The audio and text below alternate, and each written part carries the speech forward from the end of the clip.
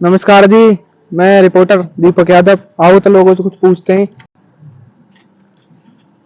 कैसे थोड़ा खा रही हो तुम यहाँ से? किसका पेड़ है यूं? जामुन का। किसने कही यहाँ खाने की?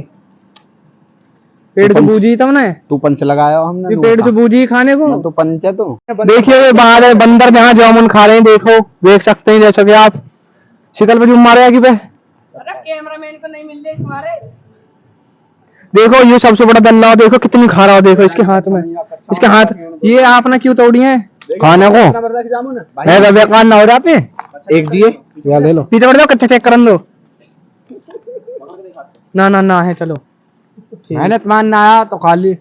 मैंने तो मानना है, फिर ये क्यों खा रहे हो? मानना है तो जामुन बेकार हो जाती है। तुमने वैसे पेड़ से बूझ ली खाने से पहले ना बूझी? फिर वो बैठा बूझ ली, बूझ ली। अच्छा यू है पेड़। हाँ बोली थे तू। हाँ कर दे जी, आपसे बूझी ही मैंने।